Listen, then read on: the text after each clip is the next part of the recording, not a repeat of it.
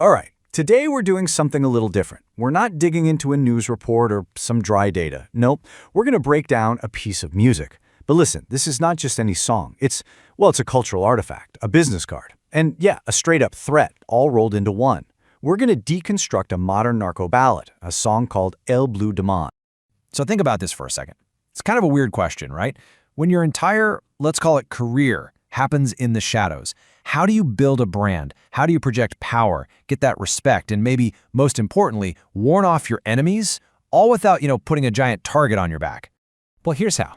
You pay a rapper 15 grand to turn you into a legend. Seriously, you commission a biography. You hire an artist to spin your life, your work, your whole philosophy into a song that everyone is going to hear. Your friends, your enemies, the whole neighborhood. And that's exactly what this explainer is about.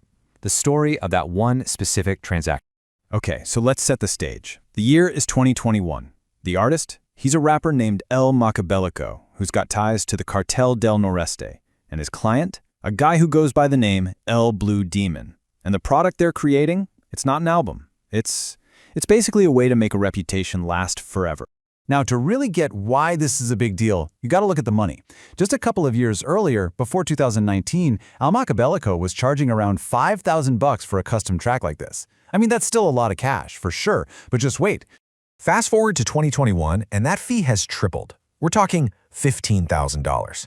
And that massive price jump, it tells you two really important things. First, this artist, El Makabelico, his influence just blew up. And second, guys like Blue Demon were more than willing to pay top dollar for this kind of service. Because at the end of the day, it wasn't just a song. It was a serious, high-value investment in their personal brand. The song kicks off by taking us way back to Blue Demon's childhood. And right from the jump, his ambition isn't framed as some wrong turn into crime. It's presented as this lifelong, relentless drive for nice things. Okay, now for the lyrics themselves. And this is where it gets really fascinating. Because a lot of these lines weren't even written by the rapper. They were dictated word for word by the Blue Demon. This is his personal manifesto, his brand guidelines, and his business rules, all just set to a beat.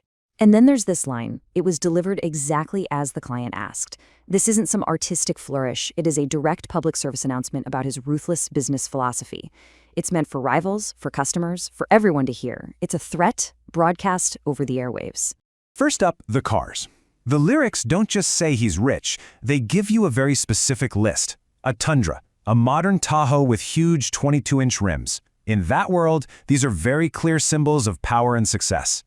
Then you've got his image. See, he's not painted as some common street thug.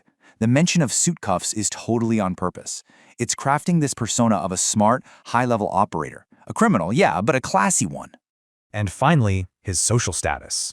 The song just flat out says he's the center of attention, a celebrity wherever he goes. And that completes the fantasy, right? The job doesn't just give you money and power, it gives you social dominance. So check this out. This visual shows you one of the biggest boasts in the whole song. The lyrics make fun of rival crews for dealing in stacks of $20 bills, while Blue Demon's crew, they deal only in the blue $100 bills. The message is crystal clear. We are on a totally different level than you. The whole song is packed with this kind of insider slang. It's like a coded language. Take that line, "The iPhone sounds like a chicken." It's not just some weird metaphor. In this world, that's a huge status symbol. It means your phone is ringing off the hook, non-stop. It means you're trusted, you're essential, and you're the go-to guy for the most urgent jobs. Basically, it's saying you're indispensable. The song also gets into his security detail, and it is intense. He is always with his bro, his right-hand man who has sworn this ultimate oath of loyalty. If the Blue Demon goes down on a job, his brother in arms is going down with him. It just highlights the insane life-or-death stakes of what they do. Yeah, loyalty is a huge theme in this song. And this line, this is the most extreme version of it. It's basically an ironclad guarantee of his partner's commitment. It's him telling the world, my security is absolute, because I'm backed by someone who will literally follow me to the grave. And get this, the song even takes a shot at social media culture and the criminal underworld. It's totally making fun of these low-level couriers who post pictures of themselves with these giant stacks of cash that isn't even theirs. So Blue Demon uses his song to draw a clear line in the sand. He's saying, those guys are just pretending to be rich. I'm the one who actually has the wealth. And he says it right out. He makes a big point to boast about having lots of cash on hand, And then he adds that little detail. And yes, all of it is mine. Now, on the surface, that just sounds like a standard rap brag, right? But in the world of narco-culture, that line has a much, much deeper meaning. See, that line is a direct shot at the low-level guys, the couriers or social media wannabes who pose with huge stacks of cash that don't actually belong to them. The Blue Demon is using his own anthem to say, I'm authentic. He's not faking it for the gram, he is the real deal, and he wants everybody to know it. So let's imagine a day in his life, according to the anthem. He's always high on this super potent weed called hydro. He's always got the radio on, listening for the signal for his next job.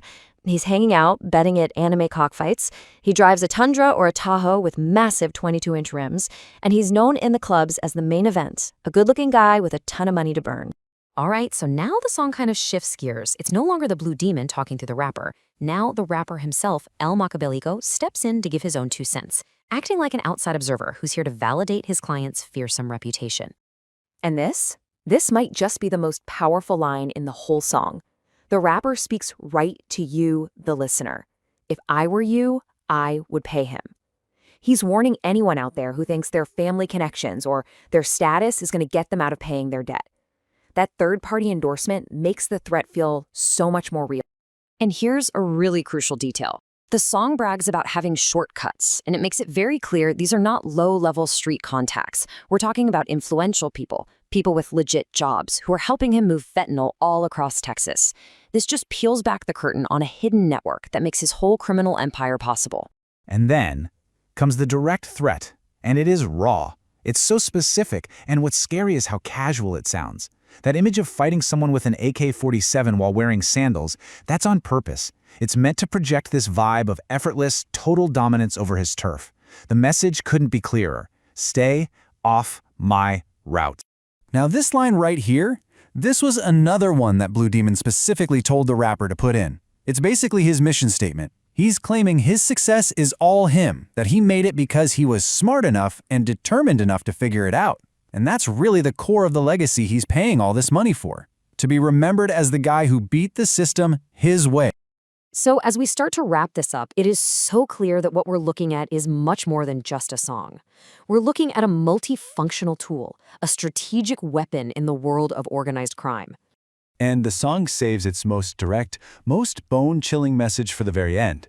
This lyric, which again is specified as a direct quote from Blue Demon himself, is aimed right at any informants or police. It's a public announcement saying your intel is garbage and your people are idiots. Let's just break it down into 4 main jobs this song is doing. First, it's a branding exercise, building the whole legend of the Blue Demon. Second, it's a public threat to his rivals and anyone who owes him money. Third, it's a recruiting tool, making the lifestyle look glamorous to young potential new members. And fourth, at 15 grand a pop, it's a massive status symbol. You know, everything we've been breaking down here actually has a name. It's called narco-messaging. It's a huge part of a bigger thing known as narco-cultura, where the lives of these traffickers are glamorized in pop culture. This song is a textbook example. It's a strategic weapon used to manage a criminal brand, scare off rivals, and bring in new people. So, in the end, a narco anthem isn't just background music for a life of crime. It is an essential part of the business's infrastructure. It's a resume, a warning, and a full-blown marketing campaign, all delivered in one 3-minute track. And that just leaves us with one last thought to chew on.